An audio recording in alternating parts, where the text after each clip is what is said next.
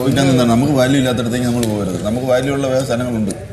അല്ല അതൊക്കെ ആ ഒരു കാര്യത്തെ പറ്റി ഓക്കെ. ബാക്കിയുള്ളത് പറഞ്ഞത് അല്ലല്ല. അപ്പം രണ്ടാമത് പറഞ്ഞാൽ എന്താ അക്ബറിനോട് ചോറ് ചോദിച്ചാണ്. അക്ബറിനെതിരെ മാനിപ്പുലേറ്റ് ചെയ്ത് പലരും എന്നോട് സംസാരിച്ചു. അതുകൊണ്ട് എതിരെ ഞാൻ നോക്കണം. അക്ബറിനെതിരെ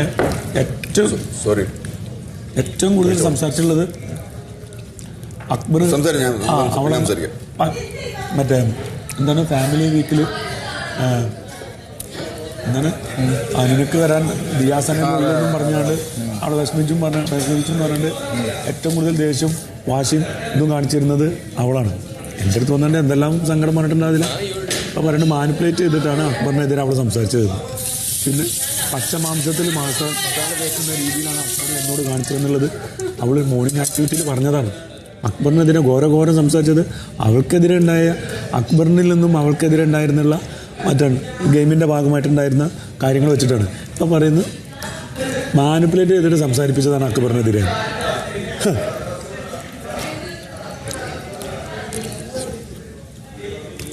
വളരെ മോശം. അതൊന്നും എനിക്ക് പ്രശ്നമല്ല, നമുക്ക് പ്രശ്നമല്ല.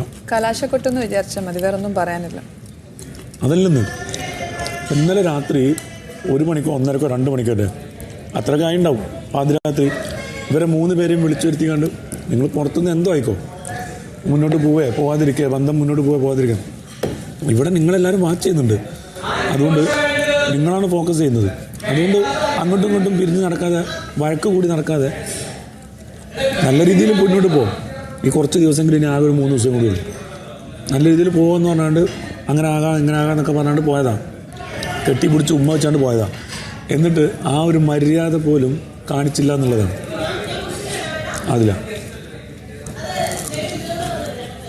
ഉള്ളിലെത്ര ദേഷ്യം ഉണ്ടെങ്കിൽ അത് ഉള്ളിൽ വെച്ചിട്ട് പുറത്ത് ടാസ്ക് കൊട്ടാനുള്ളതല്ലല്ലോ. മാപ്പ് പറയാനും സന്തോഷം പങ്കിടാനുള്ള ടാസ്ക്കാണ്. കൊട്ടാനുള്ള ടാസ്ക് അല്ലല്ലോ. കൊട്ടാനുള്ള ടാസ്ക് ഇഷ്ടം പോലെ ബിഗ് ബോസ് തന്നിട്ടുണ്ടായിരുന്നു. ആ സമയത്ത് കൊട്ടിയിട്ടുണ്ട്, സംസാരിച്ചിട്ടുണ്ട്. ഇന്നലെ ഇപ്പം എൻ്റെ മുന്നിൽ കാണിച്ചതൊക്കെ പ്രഹസനമായിരുന്നു.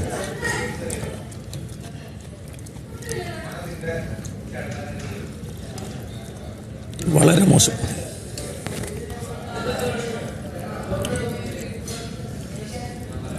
അക്ബറിനെതിരെ ഏറ്റവും കൂടുതൽ സംസാരിച്ചിട്ടുള്ള അവർ രണ്ടുപേരും.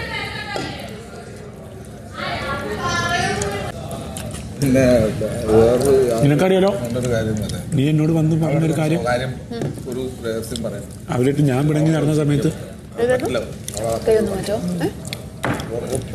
എന്ത്, അതായത് ഞാൻ ആദിലയോടും നൂറയോടും പിണങ്ങി നടന്ന സമയത്ത്, വഴക്ക് കൂടി നിന്ന സമയത്ത്, നിനക്ക് അവരോട് അഭിപ്രായ വ്യത്യാസം, അവർക്ക് നിന്നോട് അഭിപ്രായ വ്യത്യാസമുള്ള സമയത്തും നീ അവർക്ക് വേണ്ടി എന്നോട് സംസാരിച്ചത് ഓർമ്മയുണ്ടോ? ആ വേർഡ് ഞാൻ അവിടെ ആ വേർഡ് ഞാൻ അവിടെ പറഞ്ഞതിന് ബുദ്ധിമുട്ടുണ്ടോ? ലക്ഷ്മി പറഞ്ഞത് ശരി, ഇവർക്ക് ഇപ്പൊ ഏത് അല്ലല്ല ഷാനവാസ് ആദിലെ നൂറയും കൊത്തി വലിക്കാൻ വേണ്ടി ഇട്ട് കൊടുക്കരുത്, നിങ്ങൾ പിണങ്ങി നടക്കരുത്, അവരെ കൊത്തി വലിക്കാൻ ഇട്ട് കൊടുക്കരുത് എന്നാണ് ലക്ഷ്മിനോട് പറഞ്ഞത്. ലക്ഷ്മി അവരിട്ട് പിണങ്ങി നടക്കുന്ന സമയം വേറെ കാര്യത്തിൽ അല്ല, അവര് തമ്മിലുള്ള പ്രശ്നത്തിലാണ്. അപ്പോൾ മാനിപ്പുലേറ്റഡ് ആണോ അത്? ഈ പറഞ്ഞതിൽ എന്ത് കാര്യമുള്ളത്? മാനിപ്പുലേറ്റഡ് ആയിരുന്നോ? അക്ബറിൽ നിന്നും അവർ നേരിട്ടത് മാനിപ്പുലേറ്റഡ് ആയിരുന്നു. മാനിപ്പുലേറ്റഡ് സംഭവത്തിന്റെ പുറത്തായിരുന്നോ? ഇപ്പൊ എന്താണ് തോന്നുന്നത്, അത് വെച്ചിട്ടായിരിക്കും വളരെ മോശം.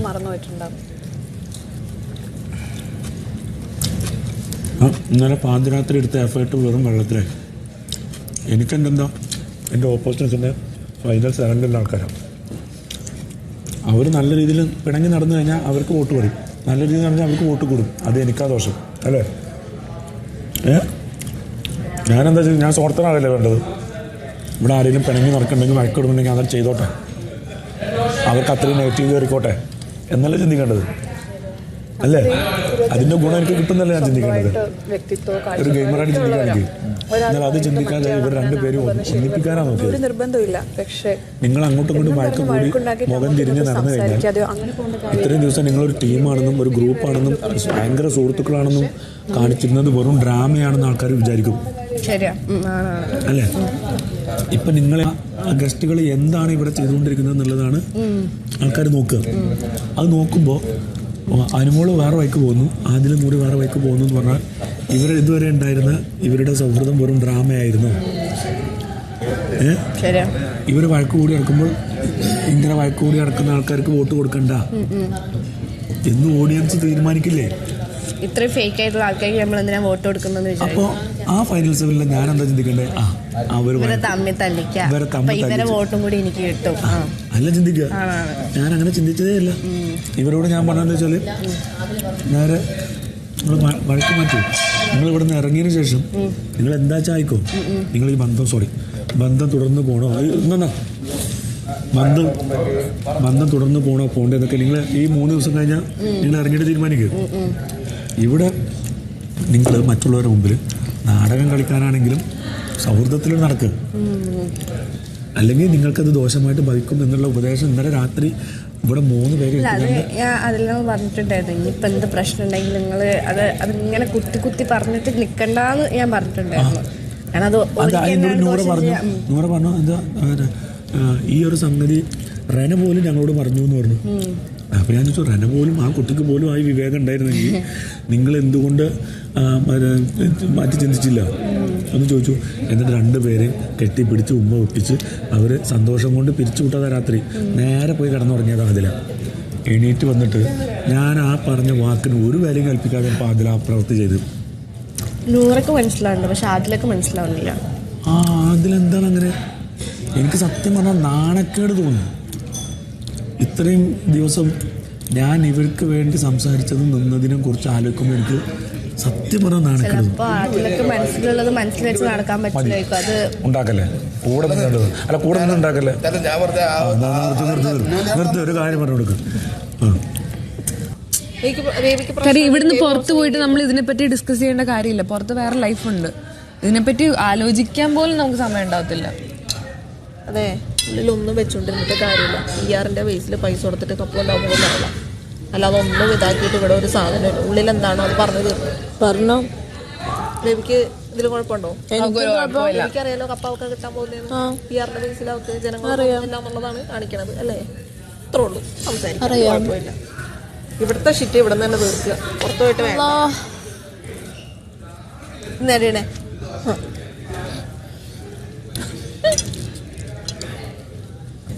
എല്ലാം ക്ലിയർ ചെയ്തതാ. പിന്നെയും പറഞ്ഞു ഇതൊക്കെ പോട്ടെ. ഞാൻ ചോദിക്കട്ടെ, ആ ടാസ്ക് എന്താ?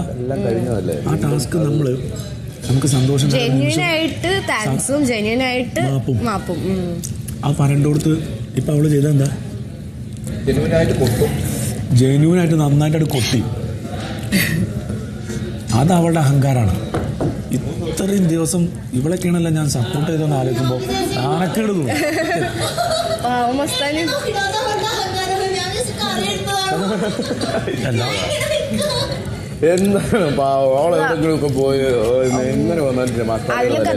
അത് ഹേർട്ടായിട്ടുണ്ടെങ്കിൽ ഇന്നലെ പിന്നെ കോംപ്രമൈസ് ആവരുതേന്ന്. കോംപ്രമൈസ് ആവാതെന്ന് പറയുന്നതിൽ പ്രസക്തി ഉണ്ട്. കോംപ്രമൈസ് ആവാതെന്ന് പറയുന്നതിൽ പ്രസക്തി ഉണ്ട്. പക്ഷെ കോംപ്രമൈസ് ആയിട്ടെന്ന് പറഞ്ഞപ്പോൾ ഞാൻ കോംപ്രമൈസ് ആയ കാര്യം ഞാൻ അറിഞ്ഞില്ല. ഞാൻ ഒരു ഇതാന്ന് വിചാരിച്ചു. എന്താ നാടകം? അക്ബറിനെതിരെ മാനിപ്പുലേറ്റ് ചെയ്തപ്പെട്ടു. എനിക്കല്ലേ അറിയുള്ളൂ. എനിക്കല്ലേ അറിയുള്ളൂ.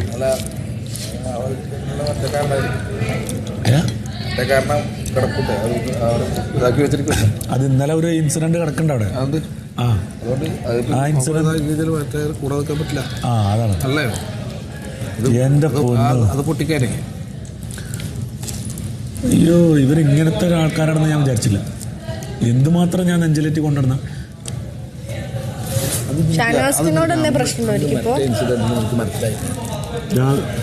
ഇന്നലല്ല മിഞ്ഞാന്ന് രാവിലെ എന്നെ കുട്ടി മോർണിംഗ് ആക്ടിവിറ്റിയിൽ മുൾച്ചെടിയിൽ ഊഞ്ഞാലാടുന്ന ഷോനവാസ് എന്ന് പറയുന്നുണ്ട്. അതും എല്ലാവരെ കുറിച്ചും നല്ലത് പറയേണ്ട ടാസ്ക്കാണ്, ഒരു ടാഗ് ലൈൻ കൊടുക്കേണ്ട ടാസ്ക്കാണ്. അവിടെ ഞാൻ നവീന് കൊടുത്തത് കുട്ടികളുടെ തോഴൻ, എൻ്റെ മോളെ